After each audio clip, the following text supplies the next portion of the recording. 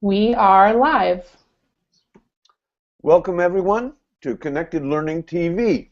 This is the second webinar of our April 2015 series entitled Connected Learning in the Classroom, Conversations from the Field. I'm Howard Rheingold. I've done a number of these. I've taught for a number of years at Berkeley and at Stanford, and I'll be our host today. Throughout this series on Connected Learning TV, we're chatting with a variety of educators and students who are using connected learning in the classroom. We're talking to them directly from the classroom to see what that looks like on the ground. If you're watching this, please take a moment to share with your networks. Today we're talking with Don Wettrick, an innovation specialist at Noblesville High School just outside Indianapolis, Indiana. He's the author of Pure Genius, Building a Culture of Innovation and Taking 20% Time to the Next Level. Don and his students came out to visit my Stanford class on two separate occasions and really showed my students what co-learning is about. So I'm very excited about today. We'll be going inside Don's innovation class today. So first, a little background on the class. The innovation class at Noblesville High School is an experience for students to learn in an environment built on interest, inquiry, and collaboration. Here the students work on projects that interest them and find collaborators from not only fellow students, but from experts all over the world. The class time is used to brainstorm, collaborate, and walk through his or her ideation phases, but most importantly, it is a class for the students to work on projects they find meaningful. Before we dive into our chat, let's go over a couple of quick details. To those watching live right now, we welcome your comments and questions either via the Twitter hashtag #ConnectedLearning or the Q&A feature that you should see within the video player. We'll do our best to address your questions here in the Google Hangout. So let's start by introducing ourselves. Don, I know that you've got some of your students there with you in the classroom. Yes, I do. I'm Don Wettrick. Behind me, I have Matthew Lindgren. Hey. He is a sophomore. I have Jess Elliot, who is a junior at Noblesville. I have Michaela Gilbert, who is a senior. I have Miss Carly Kapp, who is a senior, and I have Dylan Brown, who is a junior.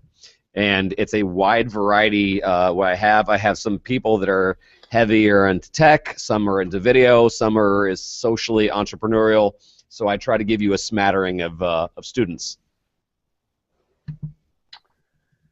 Don, why don't you get us started by telling us what a typical day in your innovation classroom looks like?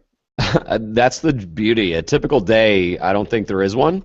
I'd say the school year starts off with trying to create that culture where they unlearn what they've learned. That sitting still in a row of desks does not apply here.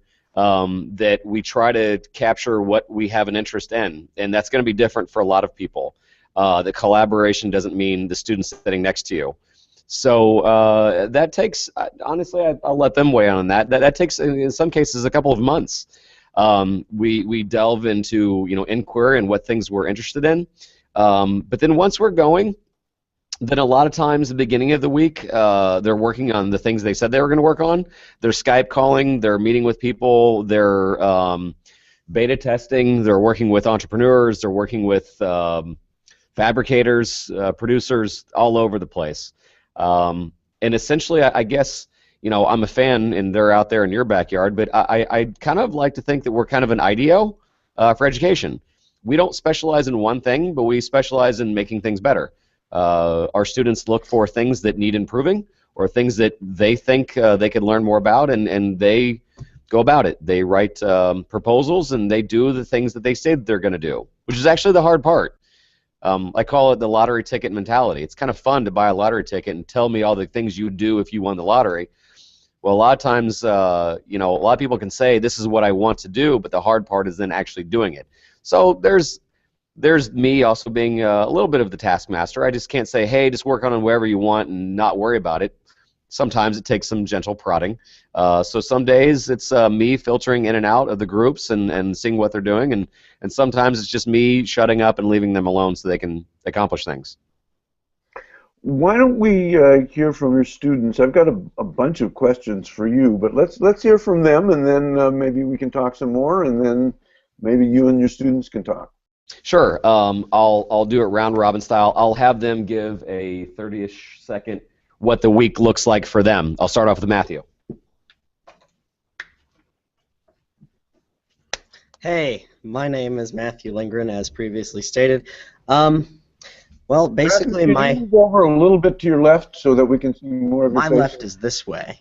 Yes, that's correct. That's good. Perfect. Okay, good. Okay, go ahead. Sorry. So my week basically looks like this. I'm going to come into class, and I will be laying out either a blank page for new video ideas, or I will be continuing an old idea that I've been working on. For the past few months now, I've been specializing in video production with visual effects and just learning the basics of directing and producing video. Especially, I'm working on a short film at the moment. So I'll sit down, I'll brainstorm some ideas for new videos to create, and then I go out and shoot them. And I work on editing, and that's a week for me. It's pretty much all-consuming. Good, Jess. Yeah. I'll ask you some more questions in a minute, but I want to know how was it to get started on this when you came into the classroom? This is different from your usual class. How was it kind of adjusting to this way of doing things? Well, to be perfectly honest with you, for the first semester, I really wasn't. It was tough just sitting down and being able to work on anything.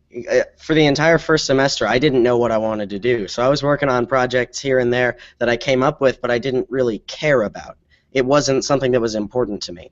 And then it was, I think in January, I had this moment where I was like, you know what, this is not working. I need to do something that I actually enjoy. And then I've been putting videos together since I was about 6 years old. So I thought, hey, that would be a good thing to look into. And it just kind of took off. How do you think that your video work connects with the normal expected high school curriculum? I don't think it does. I think it's completely different. And what I'm looking to do is I want to go to film school and I want to direct films. That's what I'm hoping to get out of my career. And this is pushing me towards that more than any of the traditional classes really are at all. Okay, great. I'd like to hear from some of the other students, and then Absolutely. let's get back and talk a little bit more about the content of what you're doing and the kind of challenges you've had and overcome to learn how to do it. Well, awesome. Jess. Hello, my name is Jessie Elliot. Right now I'm working on getting an ordinance passed by the city that will restrict light pollution in Noblesville.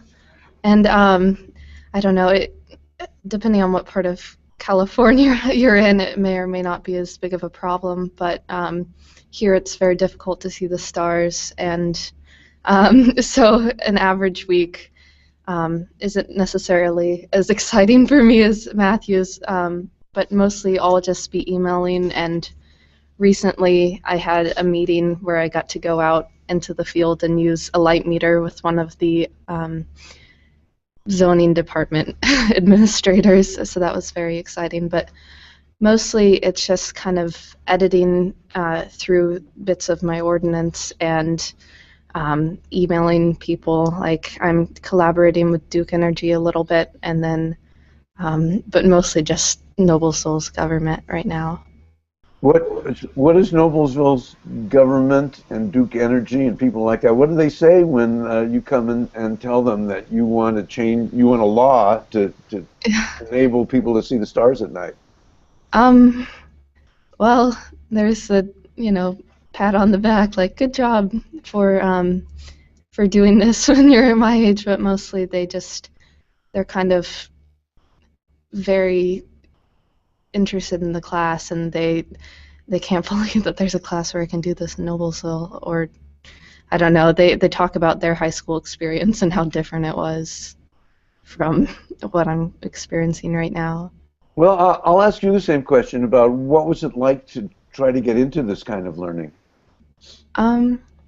Well, I consider myself a fairly studious kind of person, and so I guess over the past few years I had kind of gotten pretty good at the whole school thing and memorizing and, keeping my GPA up, so it was kind of hard to transition into a class where I couldn't just memorize vocabulary and then take a test and then forget it a week later, and I actually had to follow through. So it was kind of difficult, but then once I found my project, I kind of knew, like, something clicked, and I knew that it was something that I wanted to do because I'm passionate about it. Okay, great. I would like to talk some more with you about how you and Mr. Wettrick got started on this project and practically how it goes. But let's hear from the other students first. Thank you.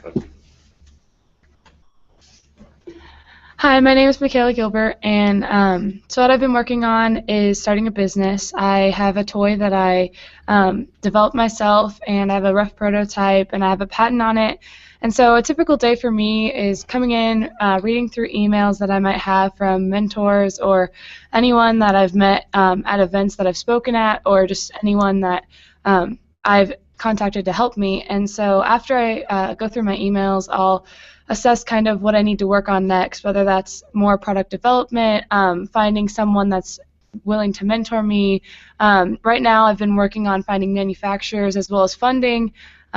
So a typical day isn't really a typical day for me. I kind of come in, do the email thing, and then from there it just depends on what I need to work on. Did you come into the class with this intention, or was this something that you found after you got into the class and started looking for a project?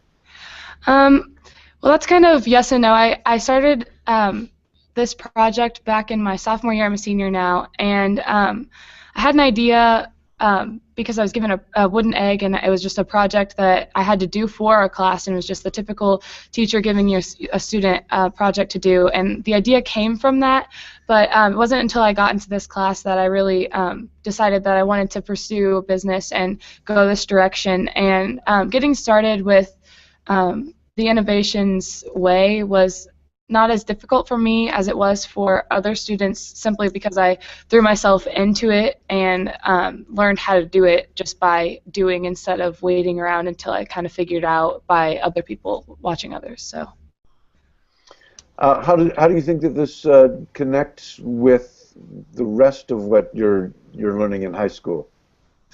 I don't think it really connects that well. I think this class is really exploratory. I found for my college career, I was planning on going into pharmacy until this class, and I realized that I wanted to study business and go into entrepreneurship. So this class has helped me tremendously in that way, and I don't think that there's another class that gives you that kind of opportunity to explore yourself and what you want to do in life.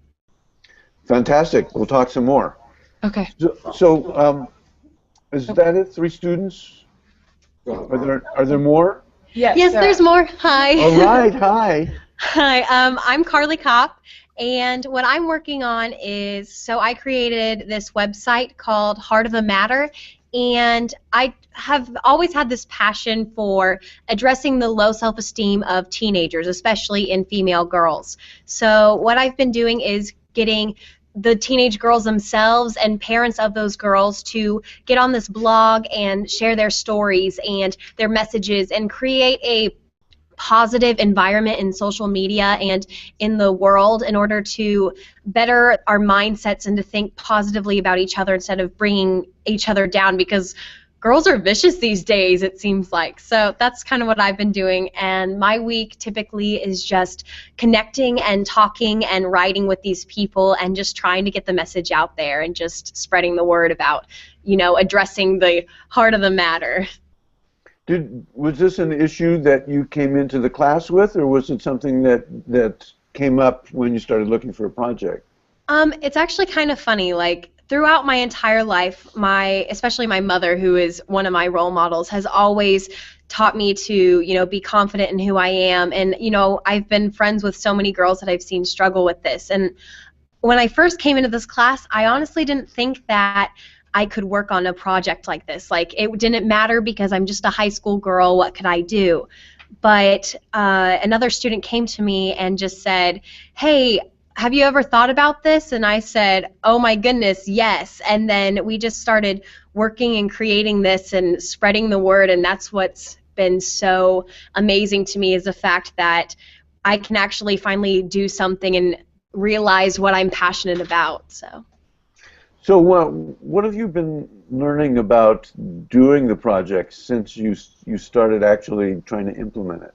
I've been learning how powerful and important your voice is, and how one tiny seed of inspiration from anybody or just powerful message can honestly change the way that you think about your outlook on life. And it's just been an amazing opportunity to not only share what I would hopefully would be some words of wisdom, but also to see generations share what they believe is so important, and it's still consistent to this day on how we should all just be good human beings. Well, good for you. You speak very well to your cause and your interest, and we'll talk some more. All right, thank you. Yeah. Last one. All right, a wealth of students here. Yeah, we've got a few. This is the last one we have. My name's Dylan Brown, and I've done a lot of interesting things this year. So a typical day has never been a typical day for me, as a lot of the students can say. For the most part this year, I've sort of been experimenting a lot with what I want to do with my future, trying out different things. Sort of looking into a lot of different avenues, science, technology, business, things like that. Had a lot of pretty epic failures doing it too, but I've learned a lot from it. So a typical day for me now, really with all the knowledge I've gained about what I want to do and sort of where I'm going, is I'll start off, I'll check my email, see who's gotten back to me about what, but right now I'm sort of working on learning as much as I can about marketing and business, and learning what it's going to take to start my own business when I'm ready and the time is right, and really getting into sort of touching on product development, touching on every little avenue, so at least if I don't do it myself, I understand what people working with me or for me will be doing, so I have a grasp over the whole process and sort of the knowledge to make it happen. So that's sort of my day. I want to ask each of you this question. Here's an opportunity to talk to educators, and of course, educators, they've got a job to do. There are things that they're expected to teach you, and you're supposed to do well on tests. Mm-hmm. How would you address educators about the value of doing this kind of interest-based, project-based learning? I think. And I mean, I can answer this. We actually had sort of a similar conversation just earlier today. Yeah, not even 3 hours ago. It's honestly difficult. It really is, because yes, every class could implement some aspect of it, but say math class, it's hard to bring in sort of this open-ended education and really sort of inspire kids to learn about something that's so concrete in the way of teaching, because you can't go out into the open world and learn about pre-calculus or learn about trigonometry, whatever it may be. So it's more about not necessarily giving students the opportunity to work on what they want in every single class, but it's about inspiring them to want to learn again and giving them that inquisitiveness and that curiosity of learning to bring the passion back to it. And that's one thing that's nice about the class, is it's brought the passion back into learning, and it's made us want to learn more and have more experiences in any class. It doesn't have to be this one where we're leading ourselves. Even in math class, I'm enjoying it that much more because I see value in it. Great answer. Your passion for learning is pretty evident. I'd like to ask the same question of each of the others. Here's your opportunity to talk to educators about an idea that's I think, a little scary to most high school teachers of cutting their students loose. Yeah, So it thank you. definitely is. Here, Matthew's going to step in. I got you. All right. I think part of the issue is more so that educators have been, and students even, are so accustomed to the established system that it's just intimidating. And so I think presenting it to educators is very important, but I mean, it's the old mantra of you speak louder with your actions. When they see the results and how successful some of the students are, I think that's going to be more powerful than anything that you could say to convince them. Now, I'm sure I could be corrected on that, but I think it's action-based. All right, thank you. Mm-hmm. Go. Okay. Okay. Go ahead. You were good.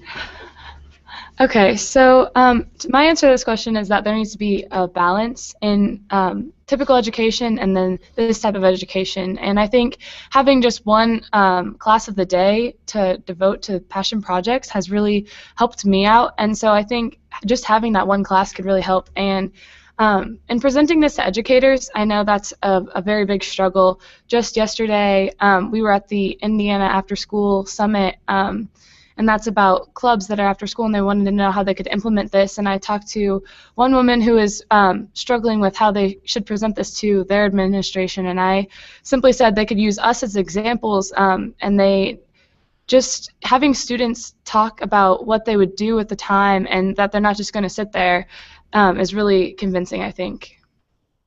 Thank you. Thank you, Michaela. Okay, yeah, go. Okay, so to kind of elaborate on what they were saying, yes, it's definitely very hard to do this, and you have to find an equal balance because a lot of the time they're scared by this because not every student is an innovator or an entrepreneur or anything, but if you give them the tools and resources to learn even more and to embrace that, then they can become whoever that they want to be and find those passions. And as we were talking about before, we think the best ways are honestly to start out young, to implement it into your everyday life and everyday mindset, because as we get older, especially me being a senior now, I've realized that I've lost that passion for learning and for discovering what I want to do and be capable of working on that. So it's been an amazing experience to have that curiosity reopened from this class. Well, it certainly looks like you've rekindled your passion, so keep it that way. Fantastic answers. Thank you. I think any high school teacher would look at you and all of you and say, I want my students to be that excited about what we're doing. Definitely. Do we have any others you want to talk about what you want to say to educators? Here's your chance to encourage other educators to do something like this. Have we heard from everyone? Just anything, or are you wanting to ask questions? Yeah. Well, no, I'd like to hear what you would have to say to other high school teachers to encourage them to do what Mr. Wettrick is doing. So, all right, I will go again for this one. I'll hop in. yeah. Okay, so a little bit of background about me, because I'm a little set apart from everybody else. I was homeschooled until I was in 8th grade, and then freshman year I started in public school. So my whole experience didn't start as early on like everybody else's did. But last year, the problem was there were some classes that were sort of fun, but I didn't have anything great to look forward to. And I'm just going to say it because it happens. I hated school a lot. And this year it's just different because I've got this time for me to do what I want to do to make myself successful instead of just, worksheets and packets that I will forget about in a week. It's made me excited to come to school, and that is priceless. It's totally worth the effort. All right. Well, that answer is priceless. Thanks so much. And thank you. You've made my day. Keep up that enthusiasm. That's the goal. Got one more student that wants to. One more, and then I'll chime in. I'll ring in again real quick. Okay, yeah. I was just going to say more directly to the teachers and educators that are actually watching this and paying attention, and I'm really, really curious about this. It's really an interesting thing, bringing sort of like the aspect of innovation and the thoughts of this sort of inspiration to learn again into a classroom. And honestly, it's not really that difficult. It sounds threatening and it sounds crazy to think students want to learn in math class and want to learn in English and things like it. But it's honestly just the enthusiasm that the teachers bring to the classroom that's the stepping stone that is first in line. If a teacher is enthusiastic about what they're teaching and wants to share it, then the students will gain the same enthusiasm just off of that. It's just like if you're the original saying that your mom always told you, if you're friends with the right crowd, then that's the mentality and that's sort of the person you'll become. If your teacher's enthusiastic and is bringing that passion for learning to the classroom every single day about every lesson, even if it's a nice one, fun one, or if it's a boring one like math class, it still makes the students enjoy it and they still really want to learn and be there every single day to see what's going to happen. All right. Keep that spirit alive. Yeah. So, Mr. Wettrick. Yes, sir. Back again.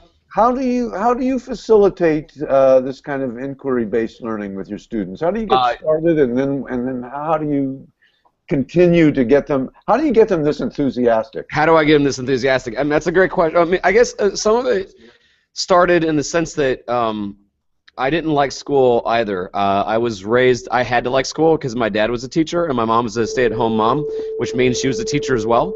And I didn't have a choice, but I didn't like it, and I have a short attention span.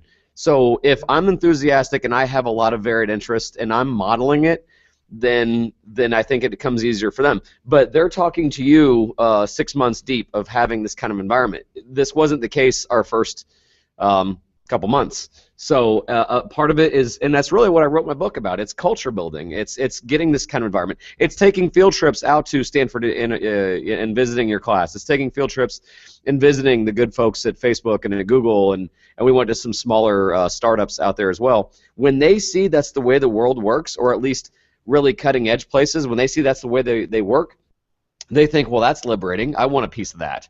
And then when you show them that, yes, you can have a period of time in your day to make you a better person, then they fall in love with that idea.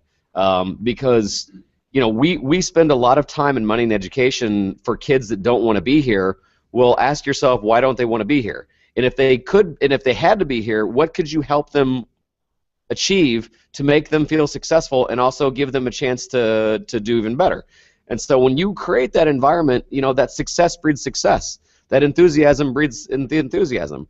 And what I'm happy to hear now is, you know, we're having these deep conversations on what is school. You know, some of my kids are willing to blow this thing up, and I've got an administration who supports it. And then that's the crazy thing. You know, I'm traveling all over the country now talking to other teachers, and the stumbling block is, well, I want to do this, but my principal won't let me. Well, what if we could... So really, I've been kind of bulldogging some schools, and I've been telling them and trying to talk them into taking this kind of risk. And the great thing is, I don't need to say it. You heard it. Yeah. There's not a darn thing I'm going to say today that people are going to remember. They're going to remember them, and they should, because they're going to tell our story better than the administration and myself. Well, you know, I will just have to add, you and I know this, add for those who are watching, that you brought your students out to my Stanford class on two different occasions, and these are my students are bright, motivated, accomplished students, and they're struggling with what I called co-learning, to try to take more responsibility for their learning rather than doing what they're very good at doing, which is being good at being taught. And then your students would come in and talk about their projects and show the kind of passion that they're showing now. And first of all, it really excited my students. I know that several of them got in touch with your students and interviewed them and worked with them on projects. But also, I think it shamed them in a little way. These are really hardworking, excellent intelligent students who worked their way into Stanford, and they've been struggling with trying to learn on their own. And here come these high school students from Noblesville, and they are zooming at it. So you've got this book, Connected Learning in the Classroom: Conversations from the Field. Just tell me a little bit about that, because I think some educators watching this might be asking, how can I get my students that passionate about learning? And I presume that that's the objective of your book. Yeah, that's exactly why I wrote the book. John, can you move to left just a little bit so that we can see more? No, that's exactly why I wrote the book, in the sense that I was starting, when you discover something that you know works. I was approached by somebody to write a book, and I said, no, I'm a good teacher, but I'm an even better dad. I don't have time to spend time away with my kids. And she's like, no, you're writing this for your kids. And so I wrote it at night. And essentially, the first part of it is culture build and how you achieve this and how you can do it and almost integrate it within any classroom. But it's also realistic, and I'm talking about what doesn't work as well. I'm on Periscope now, and I've got some people commenting, you're creating self-motivated lifelong learners. That's the whole point. That this kind of culture is what's needed. Look, it's going to happen. It's just that we're 5 years early, and I truly believe that. And then all of a sudden, we're a learning center. We're a hub of activity. We're entrepreneurs. We're social activists. We're all these things that it's going to sound crazy when people don't offer this in the future. A time and space where they can be the best person they can be. Dear God, isn't what the school's about? So when we give them this just 1 freaking hour a day, pardon me, I mean, it's not going to be hard. It's not rocket science. So, I guess it's in some ways it's a build it and they will come mentality, but then it's also really truly knowing how to let the kids adapt. Because like you said, when we went out to Stanford, it was kind of a prideful moment that a state like Indiana, which isn't known for innovation, you don't have to be in a state of innovation anymore. We're all flat now. The technology proves it so. And to create that culture is so important, because I'm telling you, as high school students, the first couple of months, they're like, hey, what do you want to work on? And their response is, what do you want me to work on? How do I get that A? And once they finally get that it's not about the grade, I mean, I still have some safety nets there of having a dangling carrot, but after a couple months, they don't care about the grade. They've got their A's. Big deal. Now they're working on things because, they're getting a patent filed. They're getting funding. They're getting feedback from an organization who wants to cut down on pollution. This isn't homework anymore. This is a life calling. And I guess that's what it boils down to. This class is the most self-serving, selfish class for them that ironically is boiling it down to it's making them better people. I want them to be at the most optimal. That's it.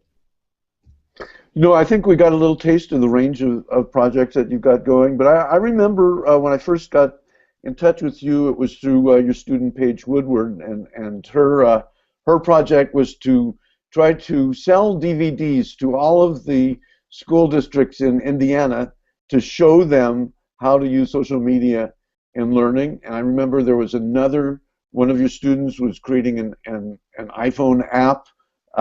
Another student was working with the city to try to get a playing field for developmentally disabled children. Just give me a few more so that people can get an idea of the range of things that students have taken on and accomplished. Yeah, from the things you haven't heard about, I mean, gosh, what can we say? We've got some kids that are working on an ambient sound project for actually coordinating with some kids in California. We've got we have one student that just got his patent. He's working on a solar panel that is completely transparent, that it could actually be laid on as a film over your windshield. We have a girl that's working with a local, she's working with EBT, food stamp people, and then also working with a local farmers market. So she saw something on 60 Minutes, how Detroit has their Fresh Bucks program, and so she's trying to implement it here. How can we encourage people that traditionally don't eat healthy? How could we allow them to use their EBT food stamps to buy healthy and buy local produce? How cool is that? We've got, gosh, throw out some others. We've got kids that are working on an app design that actually use in the school. We've got, yeah, we've got a student that's working on their own spring sports app that you can have all the player information right there at your fingertips, the schedules, the scores. We have one student that is writing a full-length play/musical. We have, yeah, tech help desk. We have, oh my gosh, yeah, senior citizens help desk. One student knew it grows digital brand. At first he started off by going to the library and basically telling the senior citizens, like, hey, bring me your iPads, you're tired, you're poor, you're huddled masses, and your Kindle Fires, and then I'll help you troubleshoot it. And then after a while, it started to grow bigger than him. And so now he goes to the Senior Citizen Center too itself. And the cool thing is, you know, we use terms like sustainability and all this other stuff. He started realizing he's a junior and he's going to do it next year, but what after next year? So now he's training sophomores and freshmen to keep it going. This is a legacy piece. So now within the town of Noblesville, if you're 55 and older and if you don't like the way your iPad works, bring it in. We'll do things for free.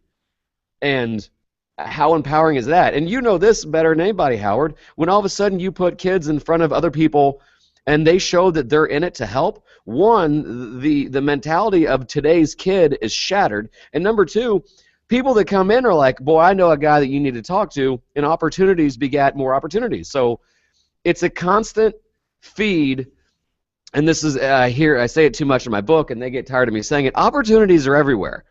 Opportunities are everywhere.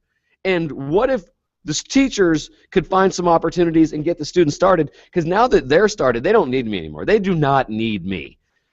But occasionally I find, like, hey, somebody emailed me, here's a cool opportunity. Matter of fact, yesterday, I forgot to tell you guys this, a guy who's developed a Bluetooth-enabled pet dispenser, and it's training police dogs, and it's also, he has like a food container where also dispenses food. He's like, hey, can some of your kids help me work on it and beta test it? These things happen now because we have been transparent, because we put things on YouTube, because we do things like this with you on the webinars. We are falling over great student opportunities, and every school needs to do this, man, and it's not rocket science.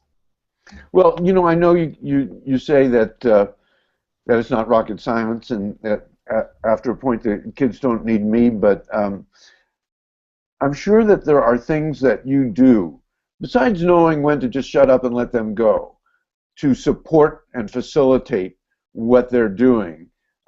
Again, for other educators out there, what are kind of some of the things that, you know, other teachers would recognize that you have learned to do to help facilitate this kind of inquiry-based, interest-based learning?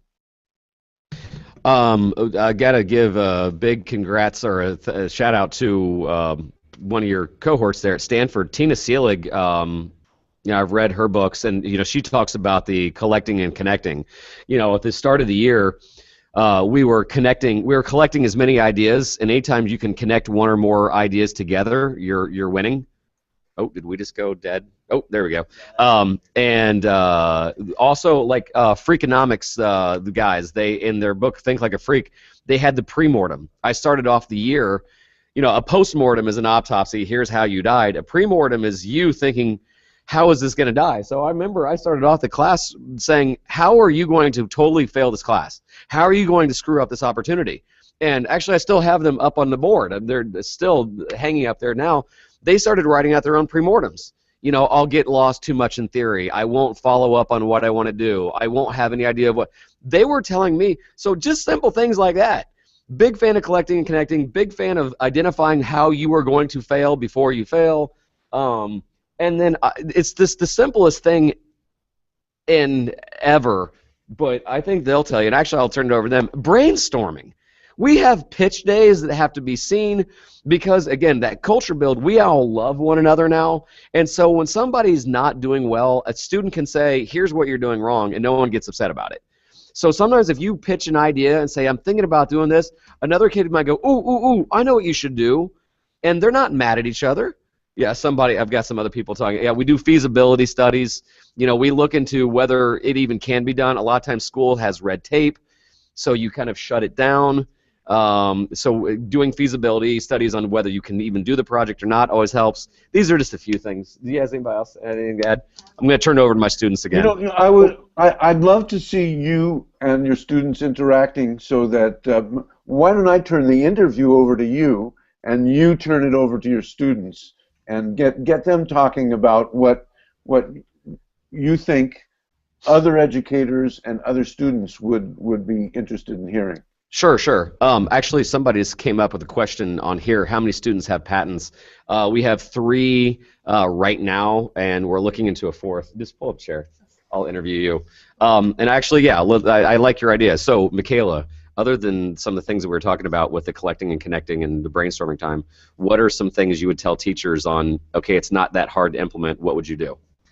I think implementing it is really easy. You could even taking 10 minutes out of your class to just brainstorm and kind of give them that time to think about what they want to do, and maybe even implementing into a regular class I think could work. So if you're in a math class and the students aren't learning something particularly well, maybe have them brainstorm and what kind of learning do they learn the best. And if there's one student that's understanding and no one else is, maybe ask them, how would you teach this, or why did you understand over all of these other students? And just have that collaboration, I think, is really important.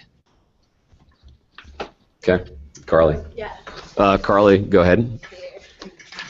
So Carly, Hi. also advice to other teachers. Okay.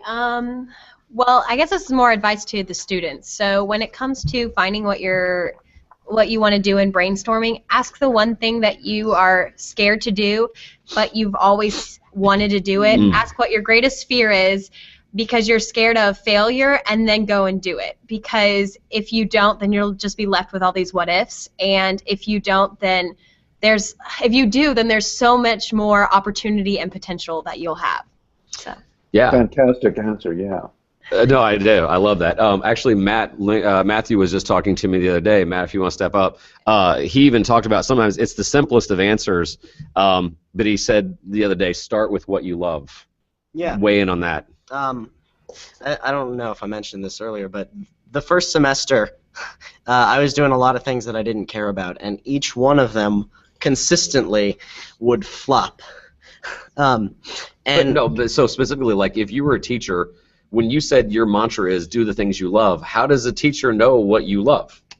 Well, I think you have to give your students some time to figure it out, because there are students in my block of this class that I don't know if they know what they want to do or what they care about. It took me a semester to figure it out. It's going to take time, but you have to give them that trial and error period so they can figure it out. Yeah. No, I think he brings up a really great point in the sense that we're not going to lie to you. It's not 100%. We still have some students that very much struggle. The irony is that some of the people that struggle the most are really good students, GPA-wise. They're good at being told what to do, and that's good for them. I'm not saying that they're wrong. This isn't a fit for everybody, that's for sure. But Matt's point is well taken, is that we need to give them a time and a space at some point in the day to give them an avenue, time, resources, support to possibly carry out to be the best they can be. And it's funny, I'm also on Periscope, and actually people are offering to start partnering up on stuff. But no, I know this is where education at least should head. The funny thing is that I'm doing a lot of presenting all over the U.S. and a lot of teachers now I'm singing to the choir, and they say, yeah, but the administration. And I've been working with a lot of administrations, and they even say, yeah, but the local legislatures or the state legislatures. I mean, this is why it's going to take a Herculean effort from just me. But what I think where we're bulletproof is, now that I've got some success through them, they're going to be able to talk to state legislatures. They're going to be able to talk to people that are, quote, in education yet have never been in education. And I think they're going to win hearts and minds. Because it is a big task to talk somebody out of, hey, you're doing it wrong. You know, hey, you should be able to provide a time where, and then have the follow through. The other thing I was going to ask them is, our #1 battle at the beginning of the year is, hey, work on what you're passionate about. And the #1 answer was, I don't know. I don't know. What am I passionate about? I don't know. So it takes patience. And if they're I'm looking now directly into the camera at you teachers. If you want to start something like this, it gets worse before it gets better. It gets worse before it gets better. If you just think that they're just going to wake up one day and just be inspired and know exactly what they want to do, that's about 5%.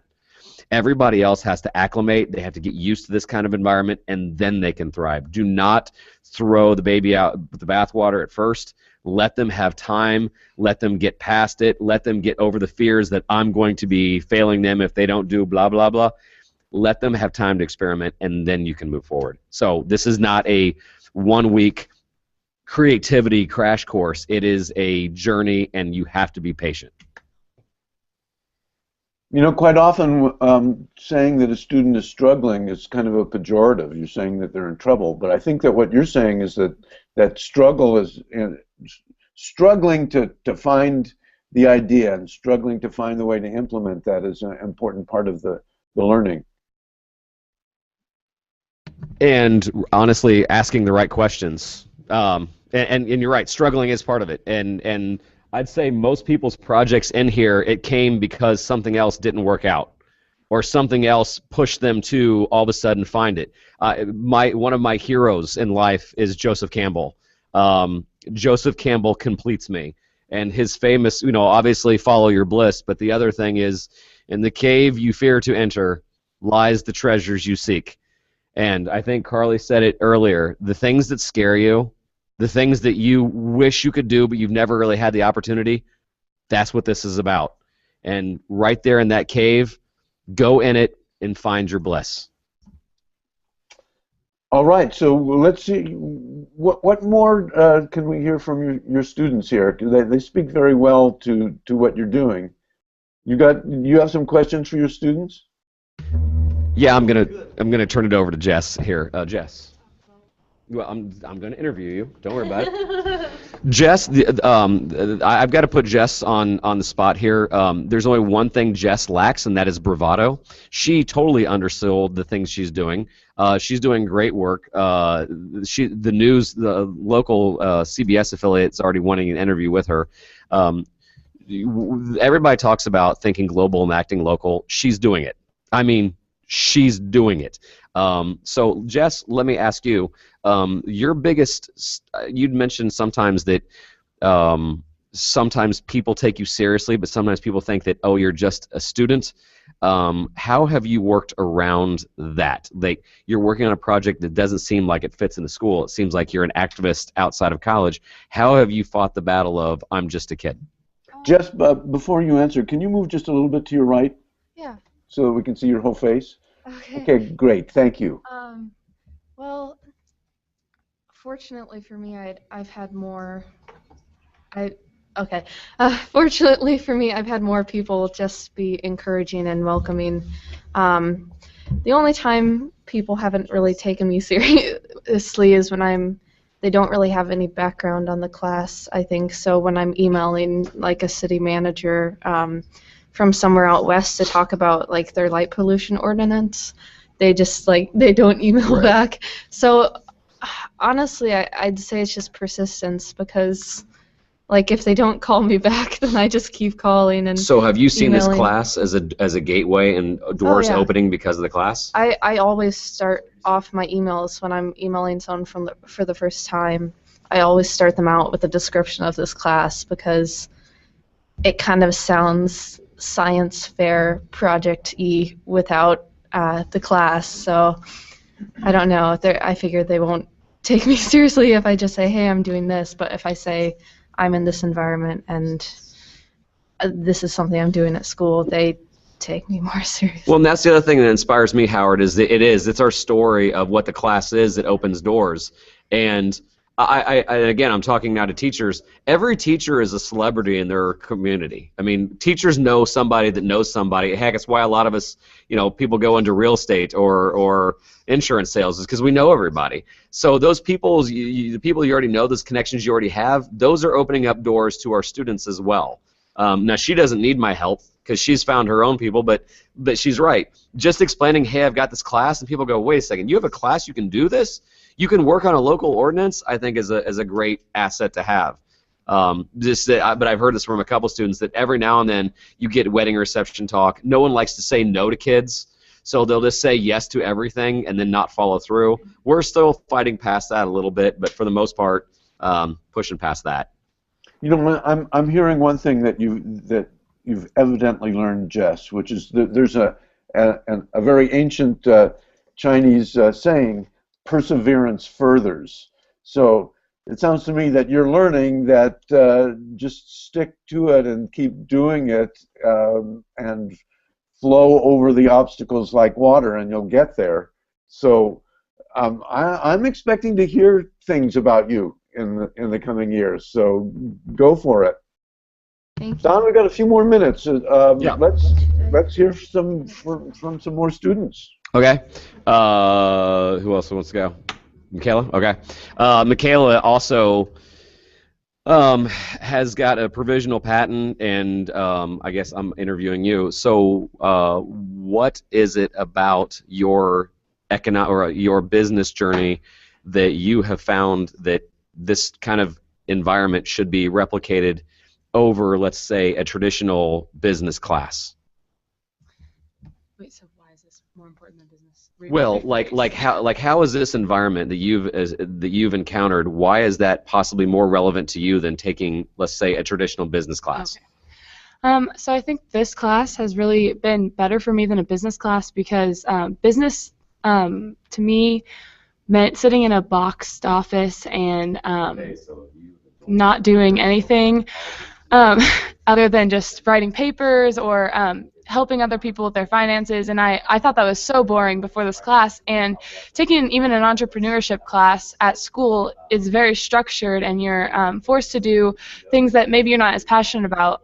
My product is a toy for children, and it teaches them language, foreign language specifically, and that's something that I'm passionate about. I'm passionate about children learning something that they need to know to be successful in life early when they're best at learning it. And I'm passionate about children in general. I babysit a lot, and so being able to work on something that I'm really passionate about in conjunction with the entrepreneurship factor has really been helpful for me.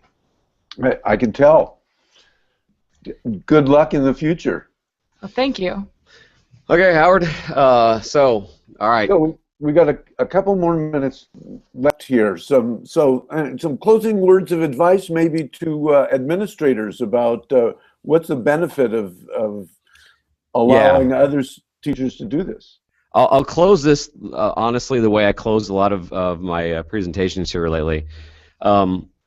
Believe in nothing of what I've said here today. Consider me completely full of air. Connect with my students. I think that they tell the story better. I think the proof is in the pudding. There's a lot of educational experts out there that they've dubbed themselves educational experts, and they've never actually taught, and they've never actually worked with kids. And they have all these pie-in-the-sky ideas.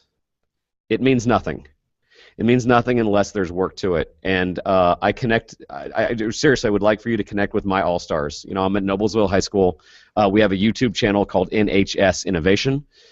I'm on Twitter at Don Wettrick. If you look on one of my Twitter lists, there's a Twitter list of 42 students, and it says student entrepreneurs. Connect with them. They're all-stars. They make things happen because they're going to be my ambassadors of school change. It's not going to come from rhetoric, and it's not going to come from a bunch of pontifications. It's going to come through real work. We're going to have a girl that's going to have an educational toy in the market. We're going to have a self-esteem campaign that's going to come. We're going to have local ordinances.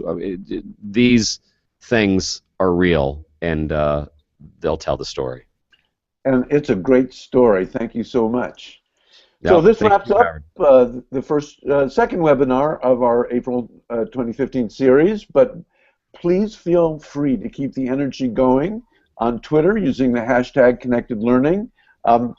Again, you can connect with Don on Twitter as Don Wettrick, that's with 2 T's, and with me, it's H. Rheingold.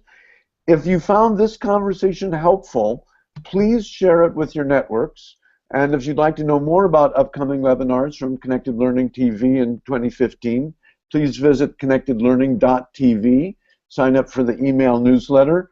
Next week, we're going to be talking with a colleague and friend of yours and his students, David Preston, who's at a high school in San Luis Obispo, who has a somewhat different take on the same kind of philosophy of enabling the students, as he says, to hack the curriculum. So I just think that high school teachers around the world are going to see, well, there's one, there's two, there are a number of others out there who are cutting their students loose, and just look at the students, look at what they have to say. And I have to say, Don, that your students, as always, exemplify the success of giving them the power to learn something that interests them. So thank you so much, students.